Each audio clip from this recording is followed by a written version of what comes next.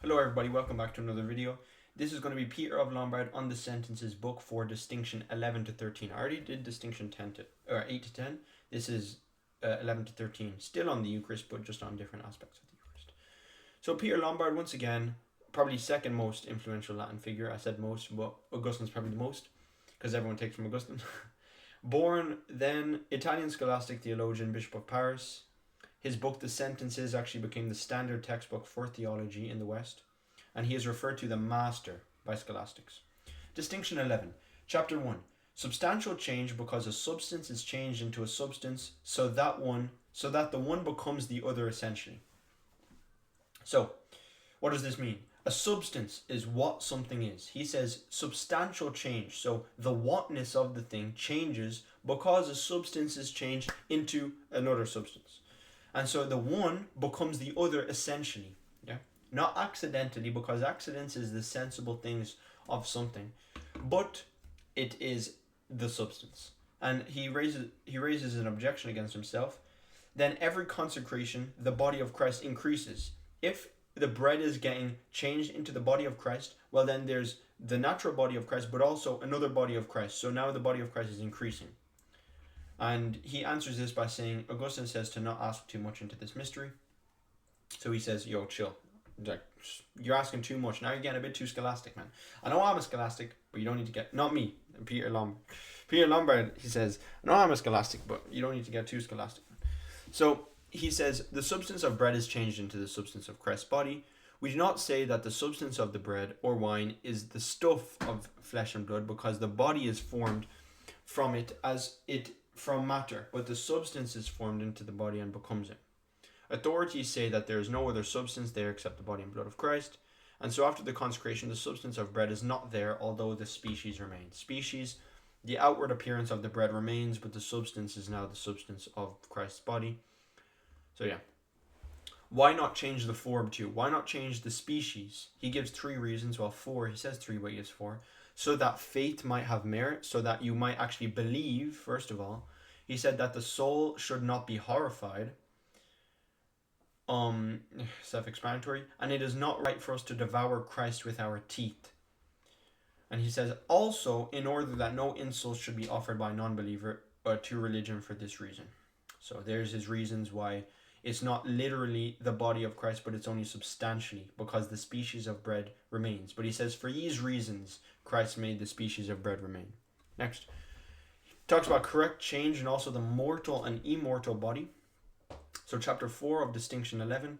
Although the whole Christ is received under either species, yet the change of bread is only into flesh and the wine only into blood. So here's a cool idea, that only the bread is changed only into flesh and the blood only into blood. Bonaventure also talks about this too, and everybody else, to be honest, after Peter, because he says the bread is not changed into the divinity or anything. It's changed into the flesh, but the flesh is connected to all 4, to the blood, to the divinity, and to the soul, and to the body, because flesh is obviously from the body. Flesh is connected to the body by the hypostatic union, is connected to the flesh to the blood by commingling, etc., etc. But it's correct to say that it only changes into the flesh. But the flesh is the whole of Christ because it's connected in these different ways. Yeah? Same for the blood. Okay. And he also says water is mixed with wine because of the passion, because water and blood poured from his side. So he says water is actually mixed with the wine, to be correct. Chapter 6, at the supper he gave them wine mixed with water, and he also gave them a mortal body capable of suffering, because it was before his passion. But now he says we receive his immortal and impassible body because it's after his passion, yet it does not have a greater efficacy. So it doesn't really matter, but we receive his immortal body, but the disciples received his mortal body because it was the mode which it was in at the time. So Hugh of St. Victor is the only guy who disagrees with this and says he actually gave them his immortal body because it was after the transfiguration. But it's a very minor disagreement. Okay, distinction 12, he raises some objections. Christ's substance is immortal, therefore we are breaking the form. So they probably asked, if you're breaking the bread and you say the bread is Christ's body, well, then you're breaking Christ's body, and it's unfitting to break Christ's body. Well, he says, Christ's substance is immortal, therefore we are only breaking the form of bread and not the substance of Christ. So he says, because you're breaking the bread, you're only breaking the form of bread and not the substance of Christ, because Christ's substance is in every particle of the Eucharist. So you're only breaking the form of the bread, the species of the bread, but the substance of Christ cannot be broken because it's not physical, because it's in a sacramental mode. Augustine quotes, Berenger quotes, Hilary quotes, so he just gives a bunch of quotes. Okay. Threefold distinction. In chapter 4, he says the body of Christ has three forms. The part which is placed in the chalice, at the offering, shows the already risen body of Christ. The part which is eaten points to the body still walking upon the earth. And the part which remains on the altar until the end of the Mass stands for the body lying in the sepulchre, because the bodies of the saints shall lie there until the end of the world. So here's his threefold distinction of the body.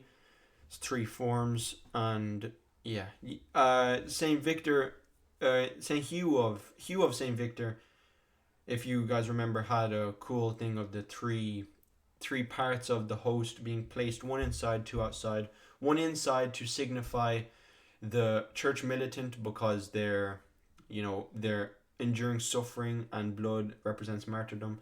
And the two outside, one representing Christ's risen body and the other representing the church in heaven, the mystical church, because they're both immortal, and so they're not inside the cup of the passion. Very cool signification. Okay, and the last one is distinction 13, where he just quotes patristics, but then he also has a little thing where he says, yes, heretics and murderers can actually confect the sacrament, because it is not the power of the minister, but it is the power of God. But excommunicated people and schismatic heretics seem not to be able to confect the sacrament, according to Augustine. And then he also says, what is a heretic? He is one who follows his own interpretation, or new opinions, or false opinions. So the people who are able to confect this sacrament, the ministers, they can be heretics, they can be murderers, because it is not the... But if they're out of the church, he says, then, if they're excommunicated and schismatic heretics, get out of here, man. So that's Peter Lombard. Distinction 11 to 13 on the Eucharist. Gives a little bit of transubstantiation here. Talks about the change, talks about the form, talks about the difference between breaking and it being proper to the form and not proper to the substance to break. So yeah, this is another short video, but it is jam-packed with scholastic terms. So thank you guys very much for watching. Drop any comments you have down below, yeah? Drop a like, subscribe, drop any comments again, because I'll be checking my thing for comments. Nobody's commenting, man. So appreciate you guys, and I'll see you guys later. God bless.